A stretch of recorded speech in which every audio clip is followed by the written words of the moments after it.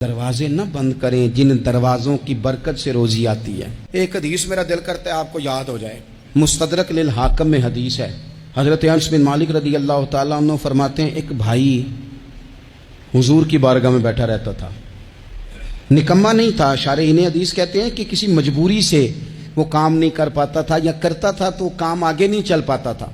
ذہنی صلاحیت ہی شاید زیادہ نہیں تھی۔ یہ حدیث مشکات میں بھی موجود ہے، مستدرک للحاکم میں بھی موجود ہے۔ حضرت انس بن مالک رضی اللہ تعالیٰ عنہ فرماتے ہیں وہ حضور کی بارگاہ ناز میں بیٹھا رہتا تھا، اس کے بھائی نے آ کے شکایت کی، یا رسول اللہ صلی اللہ تعالیٰ علیہ وسلم، یہ کوئی کام ہی نہیں کرتا، کوئی محنت نہیں کرتا، کوئی جدوجہد نہیں کرتا، آگے نہیں بڑھتا، مجھے اس کی ضروریات کی کفالت کرنی پڑتی ہے، مجھے جدوجہد کرنی پڑتی ہے، مجھے اس کے معاملات کا خیال رکھنا پڑتا ہے، آپ اسے سمجھائیں۔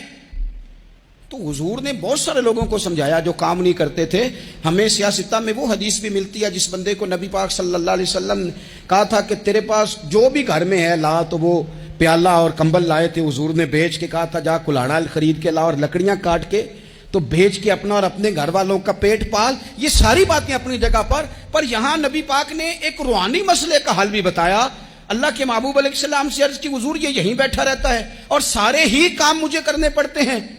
تو حضور نے نظر مبارک اٹھا کے بھائی کی جانب دیکھا جو بھائی کا شکوہ کر رہا تھا، تو کریم محبوب فرمانے لگے ہو سکتا ہے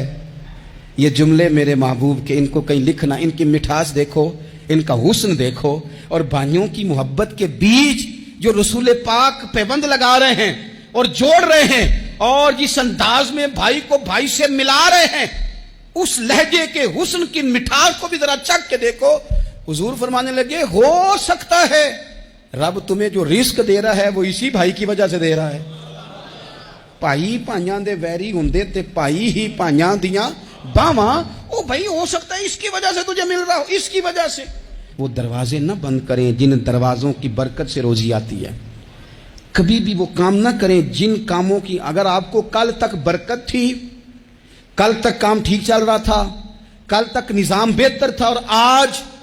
آپ کو محسوس ہوتا ہے کہ کہیں کمزوری آ گئی ہے، کہیں حالات اس طرح کے نہیں رہے، تو پھر آپ غور کریں کہیں ایسا تو نہیں کسی غریب کا آپ کے گھر سے رزق جاتا تھا اور آپ نے بند کر دیا، کسی کی مدد ہوتی تھی آپ نے بند کر دی، کسی کے ساتھ شفقت ہوتی تھی آپ نے بند کر دی، کوئی شخص آپ کی وجہ سے تسلی میں تھا اور پھر آپ نے اسے تکلیف میں ڈال دیا۔ اللہ کے محبوب نے فرمایا تمہارے کمزوروں کی وجہ سے تمہیں رزق دیا جاتا ہے، تمہارے ضعیفوں کی وجہ سے تمہیں رزق دیا جاتا ہے۔ تم نے تو ایک بندہ یہ کہہ کے نکال دیا کہ جا تیری تنخواہ میں نہیں دے سکتا،